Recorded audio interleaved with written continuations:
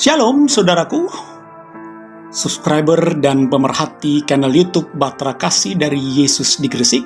Kita bertemu kembali di dalam renungan firman Tuhan sebagai penguat dan pengantar untuk kita memasuki dan menjalani pekan hidup yang baru.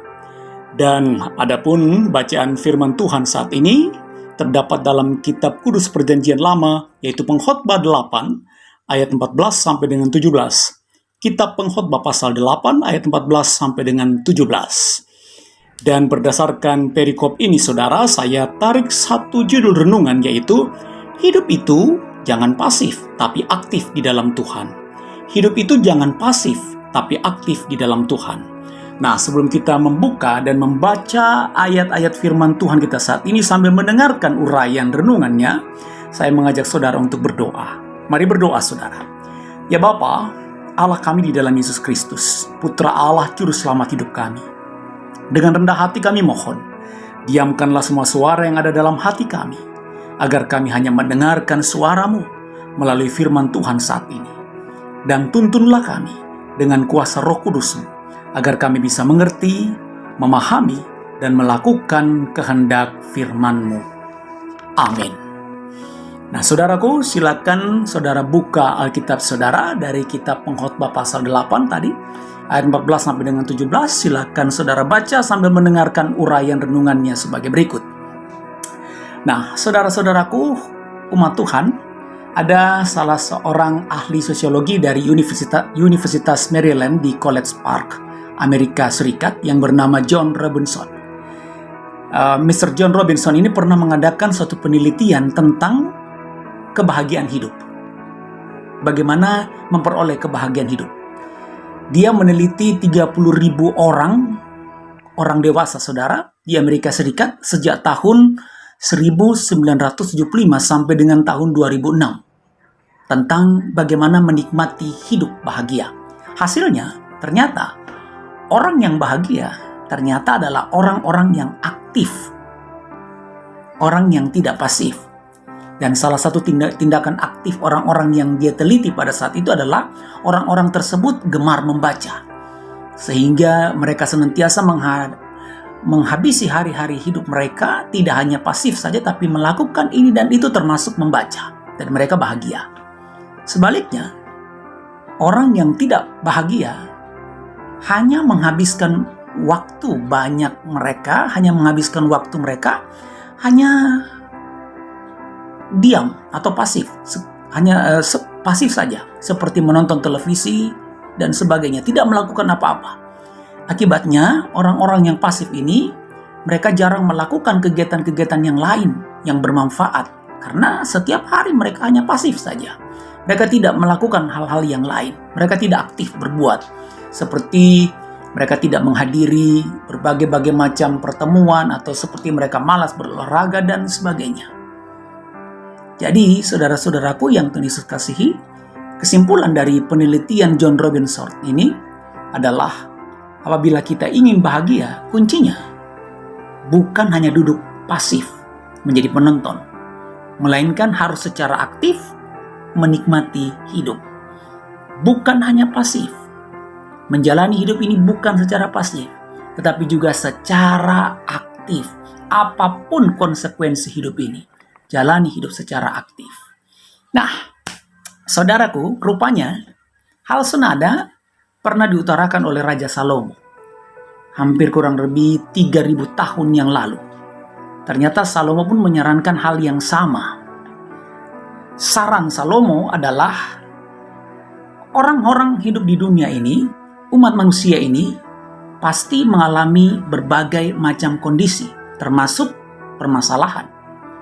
Nah, kondisi dan permasalahan ini bisa saja membuat manusia menjadi cemas, menggerutu, bahkan bersikap pasif, dan menjadi orang-orang yang tidak mau aktif.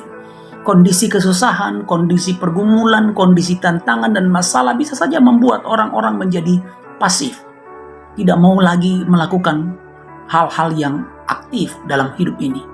Padahal, menurut Salomo, masalah semacam itu atau pergumulan itu memang akan tetap menjadi misteri dalam kehidupan manusia. Jadi selama manusia hidup, selama itu juga akan menghadapi persoalan, masalah, dan pergumulan. Karena itu Salomo menawarkan alternatif, jawaban alternatif yang sangat luar biasa, yaitu lebih baik kita belajar mengembangkan kebahagiaan hidup. Bagaimana caranya? Ya, seperti kesimpulan daripada Mr. John Robinson tadi, yaitu sekeras apapun beban pergumulan kita, sehebat apapun, jangan kita hanya pasif saja menikmati hidup ini. Jangan kita hanya pasif saja atau mengeluh saja akan perjalanan hidup ini. Tetapi mari aktif melakukan sesuatu di dalam kehidupan ini, sehingga kita bisa menemukan hal-hal yang baru dalam hidup ini, sekalipun sekali lagi kita ada di titik yang terendah atau kesusahan-kesusahan hidup kita.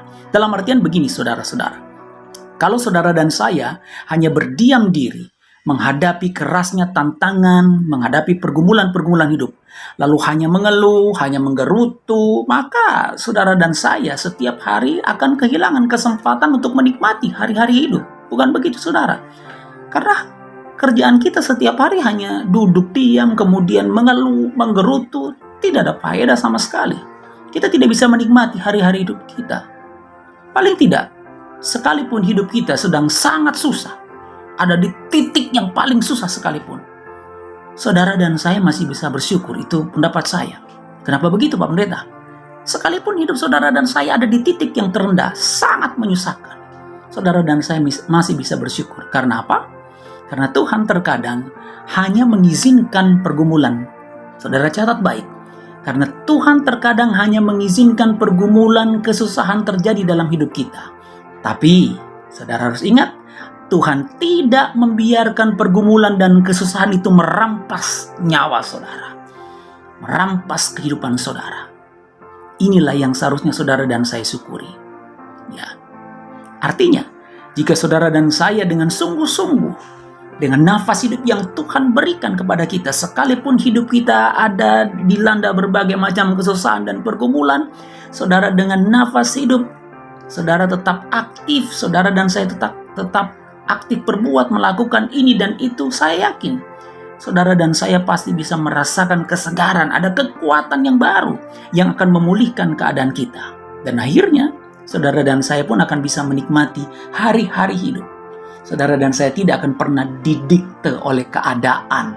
Sepelik apapun, sesusah apapun keadaan, kita tidak akan pernah didikte kalau kita bisa menikmatinya di dalam takut akan Tuhan. Ingat, firman Tuhan berkata, kesusahanmu hari ini, saudaraku, kesusahan kita hari ini cukup untuk hari ini saja. Sebab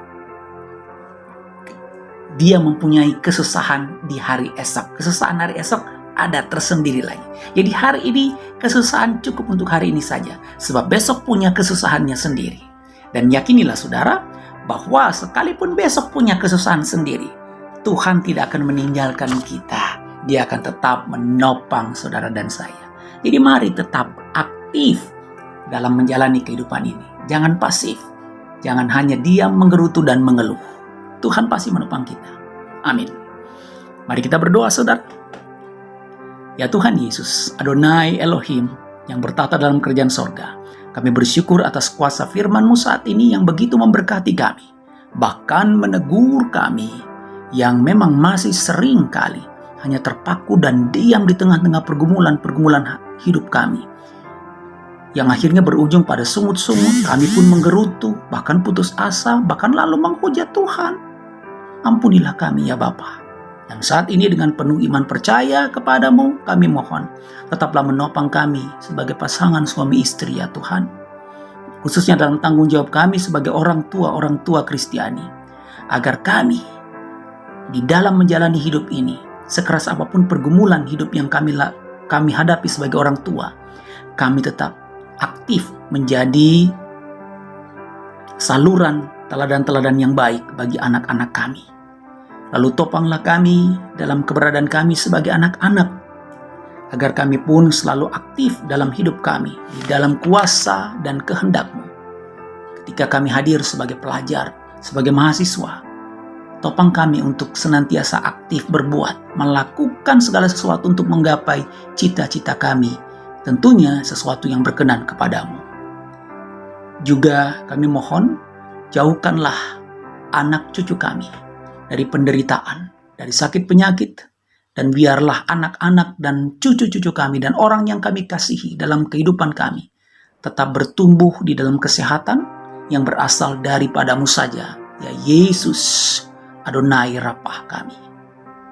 Berkati juga akan dunia kerja kami Tuhan, di mana kami bekerja, mengharapkan akan berkat-berkat-Mu. Berkati serta berkati usaha-usaha yang kami lakukan untuk mendapatkan penunjang kebutuhan hidup rumah tangga kami.